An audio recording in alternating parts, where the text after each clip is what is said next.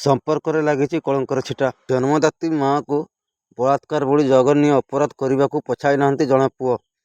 ଦେବଗଡ଼ ଜିଲ୍ଲା ବାରକୋଟ ଥାନା ଅନ୍ତର୍ଗତ ଏକ ଗ୍ରାମରେ 52 ବର୍ଷୀୟ ମାଆଙ୍କୁ 28 ବର୍ଷୀୟ ପୁଅ ବଳାତ୍କାର କରିଛନ୍ତି। ଏନେଇ ମାଆଙ୍କ ଅଭିଯୋଗ ଆଧାରରେ ବାରକୋଟ ପୋଲିସ ଅଭିଯୁକ୍ତ ପୁଅ ବିରୋଧରେ ଏକ ମାମଲା ରୁଜୁ କରି ଘଟଣାର ତଦନ୍ତ ଚଳାଇଛି। ଏହି ଘଟଣା ଗତ ଶୁକ୍ରବାର ସନ୍ଧ୍ୟାରେ ଘଟିଥିବା ବେଳେ ଗୁରୁବାର ଅଭିଯୋଗ ହୋଇଛି। ଏହା ଜଣାପଡ଼ିବା ପରେ ଜିଲ୍ଲାରେ ଆଲୋଡ଼ନ ସୃଷ୍ଟି ହୋଇଛି। ମିଳିଥିବା ସୂଚନା ଅନୁଯାୟୀ ଅଭିଯୋଗକାରିଣୀ ମହିଳାଙ୍କ ସ୍ୱାମୀ କୌଣସି ଏକ ମାମଲାରେ ଛନ୍ଦି ହୋଇ ଜେଲରେ ଅଛନ୍ତି। କିଛି ବର୍ଷ ତଳେ ମହିଳା ଜଣକ ତାଙ୍କ ପୁଅକୁ ଜଣେ ଯୁବତୀଙ୍କ ସହ ବିବାହ ଦେଇଥିଲେ। ମାତ୍ର ପୁଅ ବୋହୂଙ୍କ ମଧ୍ୟରେ ବିଭିନ୍ନ ସମୟରେ ଗଣ୍ଡଗୋଳ ଘଟିବାରୁ ପ୍ରାୟ 4 ବର୍ଷ ହେଲା ବୋହୂ ତାଙ୍କ ବାପା ଘରକୁ ଚାଲି ଯାଇଛନ୍ତି। ପୁଅ ବିଭିନ୍ନ ସମୟରେ ମାଆଙ୍କୁ ଗାଳିଗୁଲଜ କରିବା ସହ ଖରାପ କଥା କହିବା ସହ ମାଡ଼ ମଧ୍ୟ ମାରିଥାନ୍ତି।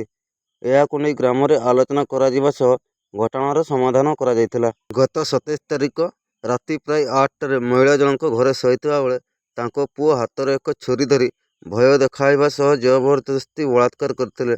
ଫଳରେ ମହିଳା ଜଣକ ଲଜ୍ଜାରେ କାହାରିକୁ ମୁହଁ ନ ଦେଖାଇ ନିକଟସ୍ଥ ଗ୍ରାମକୁ ଚାଲିଯାଇ ଗ୍ରାମର ଜଣେ ବ୍ୟକ୍ତିଙ୍କ ଘରେ ଆଶ୍ରୟ ନେଇଥିଲେ।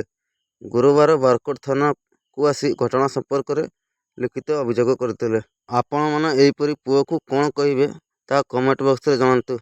ଧନ୍ୟବାଦ।